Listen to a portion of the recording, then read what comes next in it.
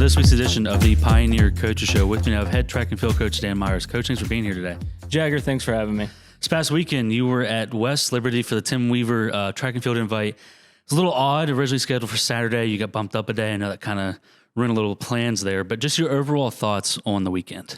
Yeah, we came away with 4 event victories. Christian Han in the hammer, Janae Scott in the shot put, women's 4x4, and then Natalie Barr in the 1500 with a school record. But just starting out with on Friday with what Christian was able to accomplish, being 3 centimeters from his PR. And again, this time last year, he felt like he was going backwards. And this year, every meet, we're just getting a little bit better series of throws. And for him to come away with the victory against some conference schools was a great motivator. And then being that closest to his PR with a month left, he's very, very excited about that. So we're looking forward to to see what he can accomplish the rest of the season. But he's hoping to be for 3 years in a row be a podium guy and in the hammer, and he's moving things forward. And you talked about Natalie and Janae Scott also winning. Just speak a little bit on their performance. And that's Natalie broke her record once again. Janae's coming off that indoor track and field championship. Just a little bit on their performances. Yeah, so Janae came away with the shot put victory. She literally went right to do her throws. They actually had to delay the last flight of the women's shot put because all of those girls were doing the discus final. Mm-hmm. So Janae came off she's inching closer to that school record in the discus. She came off a discus personal best, battling out with some girls from West Liberty, finishing third in that event, and then went over and won the shot put. Not with the throws that she wanted, but it wasn't really a strong day for shot put across the board, men or women, for whatever reason. So overall, getting the event victory was big, but I would say that she would definitely take away, the discus performance as a better result. Along with that, just talking about the discus in general, between the men's and women's side, we had 6 personal bests. Yeah, the men had 5. Yeah. Men had 5, and the women had 1. So that was a big day for us in discus, which was huge. And it was a slicker ring, so they were just getting a lot of speed out of the ring. But to get that many fair throws that all of them got was huge. Mike Clay, Charlie Bauman, Ewan Kettle, Adam Burnside, all great, PRs in that event.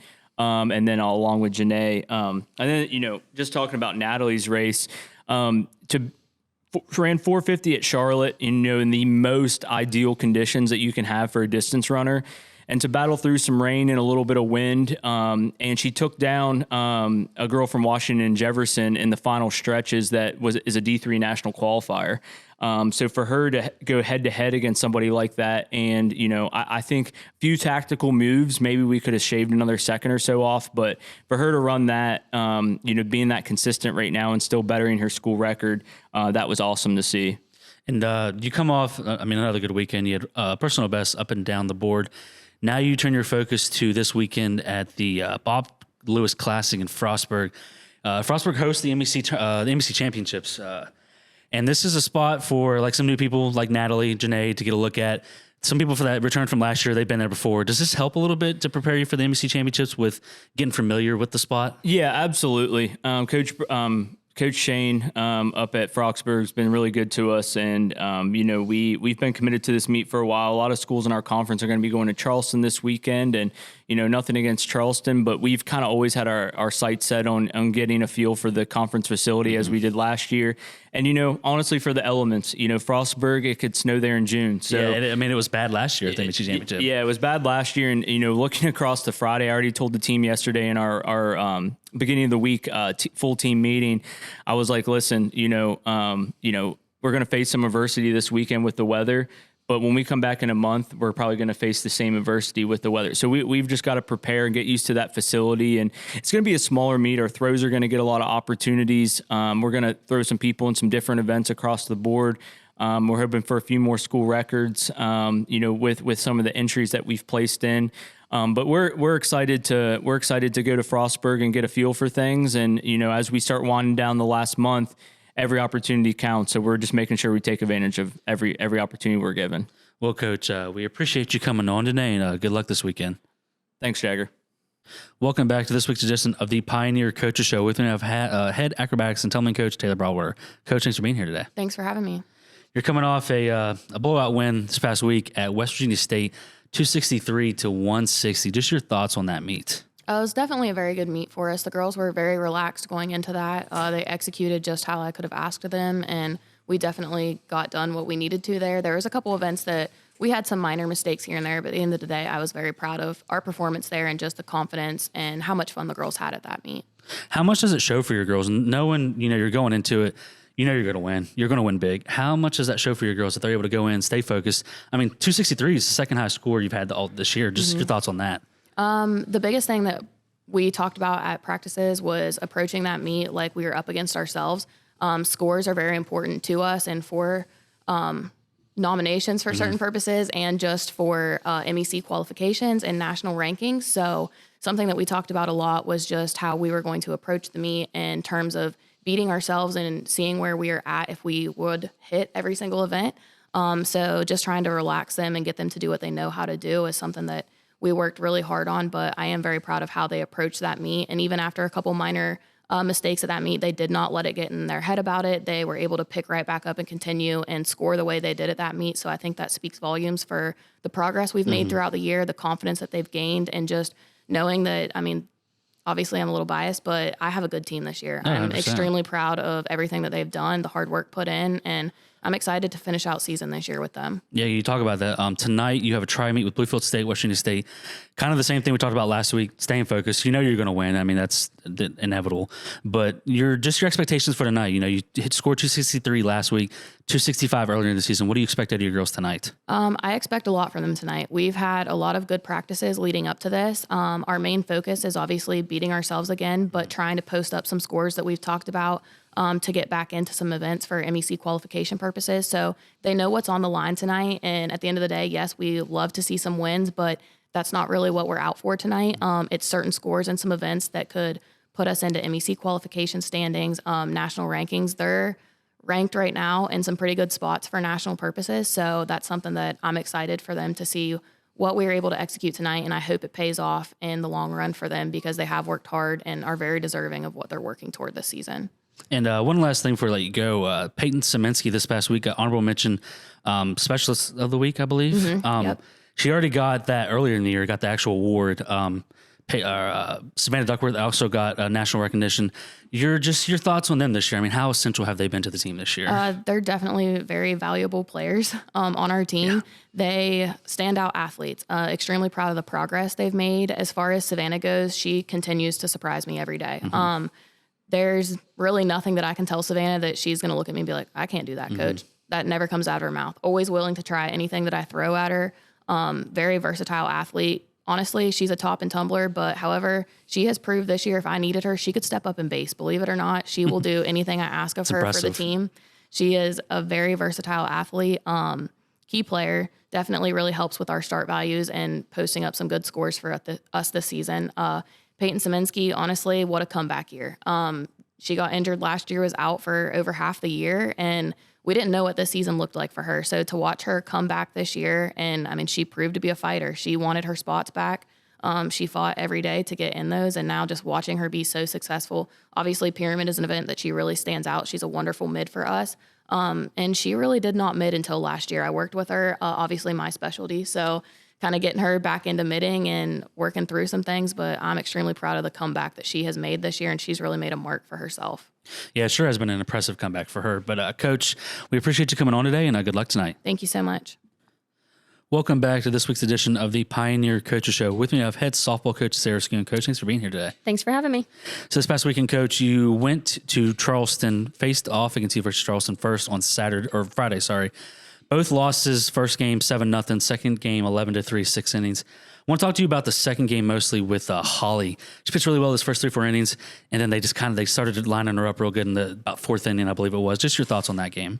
When we started that game, the girls came out hot with their bats. Holly came out hot on the mound. It was a short flame, and I think that's what really got us. However, Charleston's team is great, and you got to give credit where credit's due. And what they did is make the adjustments. There's 25-2 now, I believe. Yeah. Yeah. That's what good teams do. That's exactly it. It's what good teams do, and it's something to hang the hat on and move forward. And hopefully we get to see him again in the conference tournament. And then you turned around on Saturday. Holly pitched a gym, first no-hitter in school history.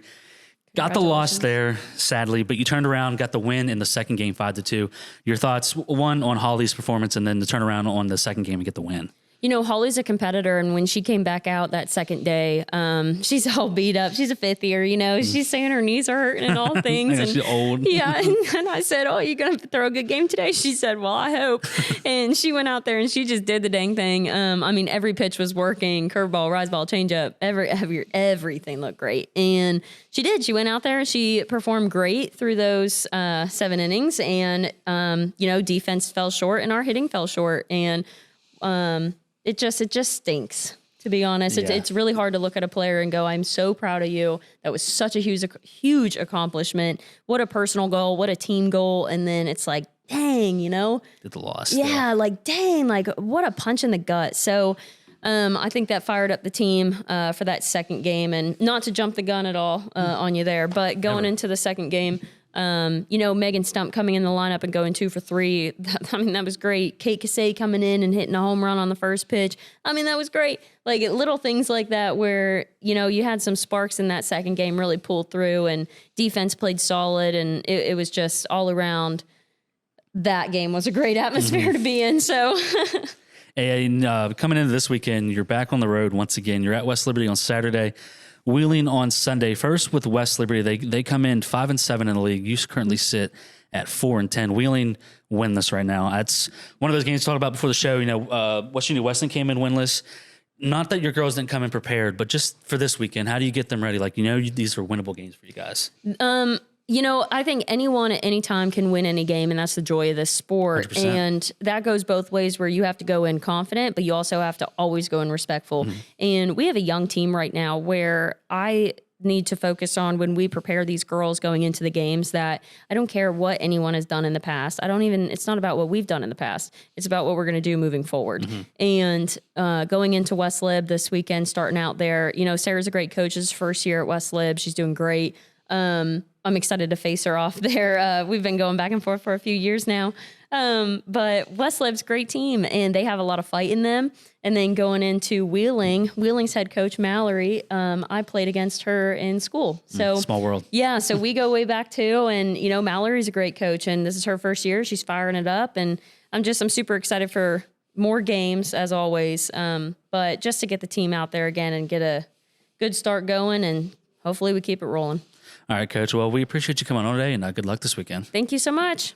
Welcome back to this week's edition of the Pioneer Coaches Show. With me now, I have head baseball coach Jimmy Mullins. Coach, thanks for being here today. Hey, thanks for having me. This past weekend, Coach, you hosted West Liberty. Wasn't supposed to, but it got moved here. Started out the weekend good. A big 14-1 win in the first game. Comeback win on the second one, 5-4. Your thoughts on those first 2 games of the weekend? Well, we knew West Liberty coming in, I believe, led the league in hitting. Yep. They're a scrappy team. They're well coached. They have tough players, and they always have had tough players. And you know, it's a tough series. And I was just happy to see our arms be able to limit some of the damage. And we pitched to a plan to a couple of their guys. And when we did that, we were able to have some success. And it's good to see those guys on the mound progress and be able to pitch the plans and really limit damage. And you know, in game 2. They hit us around a little bit, but credit to Diego Tamariz, our starter. He hung in there and limited and kept battling and allowed our hitters to be able to make up ground and come back. And these 7-inning games, it's really important. They're not 9-inning games. Every inning's important. And to be able to segment mentally 1 inning at a time and treat it like it's the last inning and just try to get a run up on the board that can help us. And our guys are able to do that right now. And hopefully they can continue, but you know, just showed some toughness throughout that day.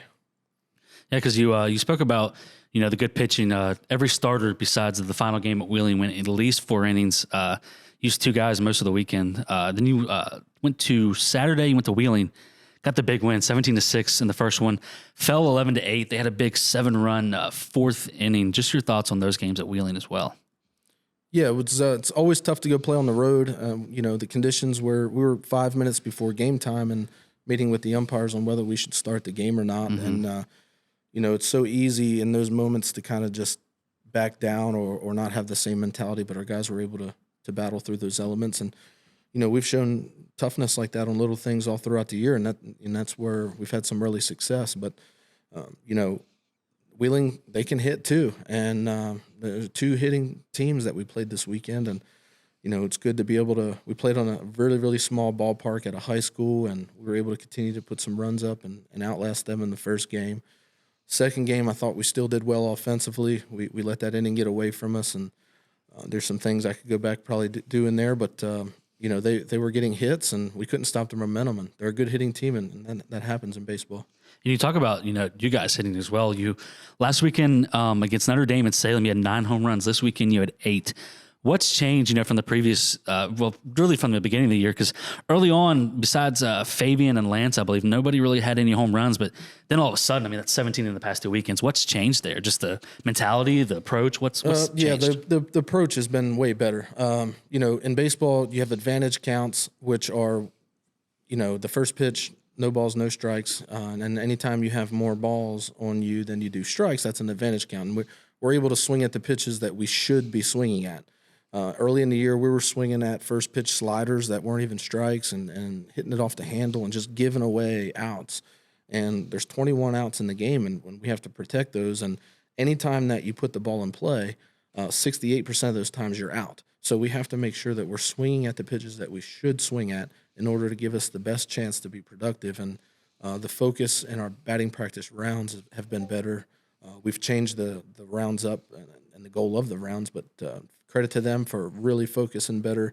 The players decided to turn music off during practice, during batting practice, so we could really, really focus on anytime we swing the bat, the focus should be on hitting it with the barrel, being in posture and in balance. And those things, as they get better, obviously our hits are going to be more, doubles are going to be more. And if we're hitting balls harder, some of those balls are going to leave the yard, and fortunately, we've been able to do that a little bit.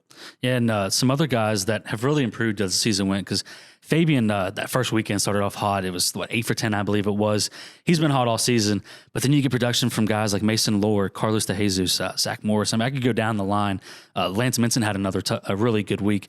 What has that helped, especially for someone like Fabian that everybody knows coming in who Fabian is, but now you have other weapons around him. How much has that helped him and just the team in general?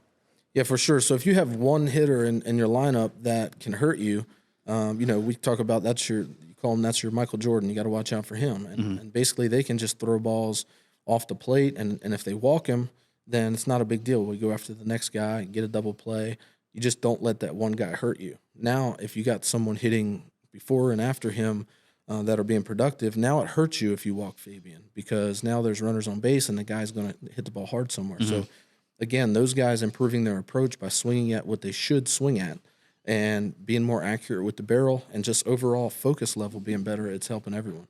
And now you look into this weekend, a big series coming up with Charleston. They're 20-6, 8-2 in the league, just like you guys are. You're tied with West Virginia State as well. How do you get your guys prepped? Because like we talked before, seems like every game is a playoff game. And now we get into the Southern Division, the toughest division in the Mountain East. How important are these games, and how can you get your guys just to realize the importance of them as well? So they know every game is important. They have good focus on that. And I also believe that this group, out of most of the groups we've had, they understand that the mentality to take the opponent out of it. It doesn't really matter who we're playing, because in the game of baseball, you're always playing against the ball. So once the pitcher pitches it to you, you're hitting the ball. The pitcher has no control over the ball once it leaves his hand. So it's not like basketball. You can go at somebody one-on-one, and if a guy's an elite defender, it's hard to score on the guy. Well, in baseball, you're playing against the ball. When the ball's hit to you, your job is to catch the ball, make an accurate throw. When it's pitched to you, your job is to hit it. So obviously Charleston has a lot of stolen bases. We're going to have to make sure we prep for that with some of our pitchers, but just varying their times and pick-off moves and things like that. But it comes down to just controlling what we can control regardless of who the opponent is. Well, Coach, good luck this weekend, and we appreciate you coming on today.